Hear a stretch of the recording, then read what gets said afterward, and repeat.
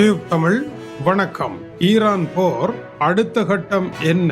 சாதாரண மனிதர்களுடைய வாழ்க்கையில் இனி ஏற்பட போகின்ற மாற்றம் என்ன? உலகம் ஈரான் போருக்கு முன்னர் எப்படி இருந்ததோ அதுபோல இருக்க போவதில்லை.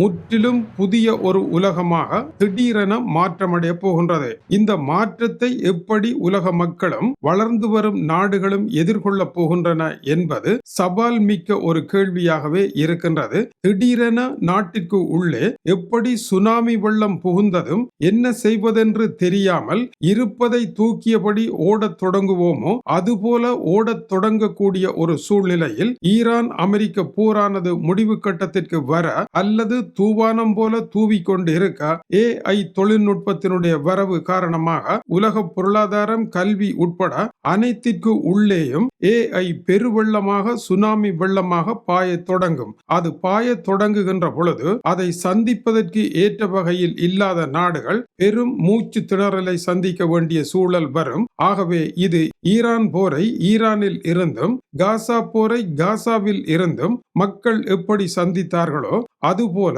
AI வரவு காரணமாக உருவாக போகின்ற புதிய நெருக்கடிகளை ஒவ்வொருவரும் தங்கள் வீட்டில் இருந்தவாறே சந்திக்க போகின்றார்கள் என்பது இந்த போரின் பின்னர் வர இருக்கின்ற ஒரு பாரிய மாற்றமாக இருக்கின்றது. எப்படி 1453 ஆண்டு துருக்கி கான்ஸ்டான்டினோப்பிள் கைப்பற்றி அதனால் அறிவு மறுமலர்ச்சி ஏற்படுகின்ற கடல் பிரயாணங்கள் உருவாகினவோ அதுபோல இந்த சம்பவமும் நடைபெற்றிருக்கின்றது. இது கோர்முஸ் நீரிணையை ஈரான் கைப்பற்றிய இந்த சம்பவம் இனி உலக வரலாற்றில் மாற்ற முடியாத ஒரு வரலாறாக பல நூற்றாண்டு காலம் மனிதர்களினால் பேசப்படக்கூடிய ஒரு வரலாறாக மாறியிருக்கின்றது. இந்த பிரமாண்டமான வரலாறானது சில செய்திகளை உலகத்திற்கு சொல்லி இருக்கின்றது.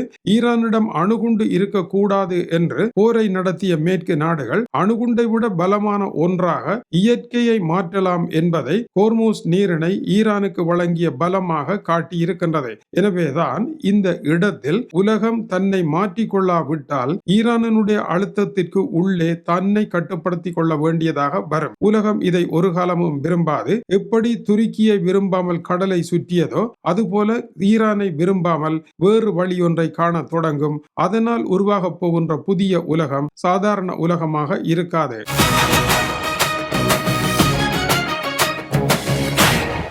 AI வருவதனால் உருவாகின்ற மாற்றம் நமக்கு ஆபத்தானது என்று பலர் பேசி வருகின்றார்கள். அது ஆபத்தானது அல்ல. நாம் AI எப்படி பார்க்கின்றோம் என்பதை பொறுத்ததாகும். AI படிப்பவர்கள் இன்றைய இணைய வழி கல்வியை கற்பவர்கள் போல AI உருவாக்கியவர்கள் காட்டுகின்ற வழியில் அதே கட்டமைப்புகளுக்கு ஊடாக, உதாரணமாக மேலை நாடுகளில் கணிதம் படிப்பவர்கள் அந்த கணிதத்திற்கான செய்கை முறை இருக்கின்றது. அந்த செய்கை முறையை விட்டு வேறொரு வழியால் செய்து அந்த கணிதத்தினுடைய விடையை கண்டால் அவர்கள் ஏற்றுக்கொள்ள மாட்டார்கள். ஏனென்றால் அந்த செய்கை முறைப்படிதான் இயந்திரங்கள் உருவாக்கப்பட்டிருக்கின்றன. எனவே புதிய ஒரு வழியில் நாங்கள் செல்ல முடியாது என்று அந்த கல்வி பெரும் பிடிவாதம் பிடிக்கும். அதனுடைய குறைபாடும் அதுதான், அதனுடைய ஆக்கமும் அதுதான், அதனுடைய அழிவும் அதுவாகத்தான் அமையும் என்றால் அது மிகை கூற்று அல்ல. இந்த நிலையில் AI வருவதானது நமது கைகளில் அது கிடைக்கின்ற பொழுது அது பல குறைபாடுகளை கொண்டதாக இருக்கின்றது. இந்த குறைபாடுகளை செம்மை செய்வதற்கு 2 விடயங்கள் நமக்கு மிக அவசியம். முதலாவது கிரியேட்டிவ்.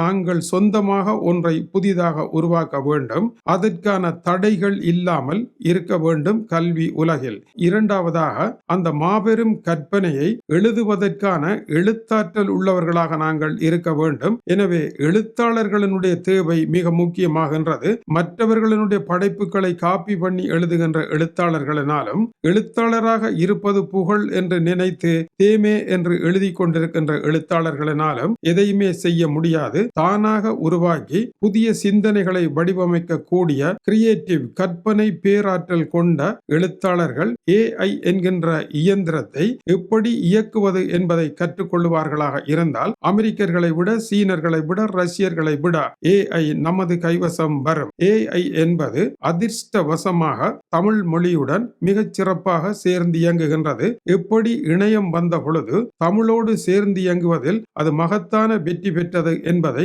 உலகம் அறியும். இணையத்திற்கு பதமான மொழி தமிழ்தான் என்பதை பலர் ஏற்றுக்கொண்டிருக்கின்றார்கள். அதுபோலத்தான் AI-க்கும் பதமான ஒரு மொழியாக தமிழ் மொழி இருக்கின்றது. ஆனால் தமிழ் மொழியை பாவிக்கின்ற பொழுது நாங்கள் இன்று பாடசாலை புத்தகங்களுக்குள் சிக்கப்பட்டு, டியூஷன்களுக்குள் சிக்கப்பட்டு, இதுதான் கல்வி, இதனால் பெறுகின்ற புள்ளிகள் தான் கல்வி, இந்த பட்டங்கள் தான் கல்வி என்று நினைத்துக் கொண்டிருக்கின்ற இந்த காலத்தை பெரும் சுனாமியாக வந்து AI தொழில்நுட்பம் அள்ளி செல்ல போகின்றது என்பது குறிப்பிடத்தக்கது. எனவே எதிர்கால உலகம் என்பது கிரியேட்டர்களுக்கான உலகமாக மாறப்போகின்றது. அதற்கான போர்தான் ஈரானில் நடந்து முடிவு கட்டத்தை நெருங்கி இருக்கின்றது. எனவே பழமைகள் எல்லாம் தானாக இல்லாமல் செல்லுகின்ற நிலை இதனால் உருவாக போகின்றது. பழமைகள் இல்லாமல் போகின்றது என்றால் மொழி பிரச்சனை. ஆளும் வர்க்கம் மொழியை கொண்டு வந்து இதை எல்லோரும் கற்க வேண்டும் என்று கூறும். அப்படி கூற வேண்டியது கேலிக்கூத்தாக மாறும். ஏனென்றால் உலகத்தின் எல்லா மொழிகளையும் நாங்கள் காதில் மாட்டுகின்ற ஒரு சிறிய கருவி மூலமாக ஒருவர் தமிழில் பேசினால் அதை ஆங்கிலத்தில் அது தானாக மாற்றி தருகின்ற கருவி வந்து கொண்டிருக்கின்றது. எனவே மொழி பிரச்சனை என்பது இப்பொழுது ChatGPT உட்பட மற்ற AI தொழில்நுட்பத்தில் ஒன்றுமே இல்லாத பிரச்சனையாக மாறிப்போய் இருக்கின்றது. எனவே கடந்த காலங்களில் மொழிப்போரை நடத்தியவர்கள் தாங்கள் செய்தது சரிதானா, எதிர்காலம் தங்களுக்கு விளங்கியதா என்பதை AI கேள்வி கேட்க போகின்றது. இதுபோல நாடுகள் என்பது இல்லாமல் உலகமே மக்களினுடைய தாய் வீடாக மாறப்போகின்றது. இதனால் கடும்போக்குவாதங்கள் எல்லாம் தன்னுடைய செயலை இழந்து ஒன்றுமில்லாத நிலைக்கும் போக போகின்றது. இப்படி ஒரு புதிய உலகமானது வாதம் என்கின்ற கடும் தீவிரவாத போக்குடையவர்களுடைய கொள்கைகளுக்கு இடமில்லாத ஒரு உலகமாக இந்த உலகத்தை மாற்றப் போகின்ற சூழல் இருப்பதையும் மறந்துவிட முடியவில்லை. எனவே எந்த கடும்போக்குவாதம் எல்லாம் ஈரானிலும் காசாவிலும் மோதலை சந்தித்தனவோ அந்த கடும்போக்குவாதங்களை எல்லாம் தாண்டி உலகளாவிய பெரும் AI தொழில்நுட்பம் பாய போகின்றது. AI தொழில்நுட்பம் தெரியவில்லை என்றால் நாங்கள் அதனால் தோற்று போய் விடுவோம். AI தொழில்நுட்பம் தெரியுமாக இருந்தால் எங்களிடம் அது தோற்று போய்விடும். இதுதான் இதில் உள்ள தந்திரம். எனவே AI தொழில்நுட்பத்தை அறிந்து அதில் வெற்றி பெறுகின்ற பொழுது ஈரான் போர் நமக்கும் சாதகமாக அமையும். தமிழ் மொழியில் அது மிக சாதகமாக அமையும் என்பதும் குறிப்பிடத்தக்கது. ஈரான் போருக்கு பின்னர் என்ன நடைபெறும் என்கின்ற தொடரின் முதலாவது பகுதி இதுவாகும். இது டியூப் தமிழனுடைய உலக செய்திகளுக்காக டென்மார்க்கில் இருந்து கீசே துறை. வணக்கம் உறவுகளே.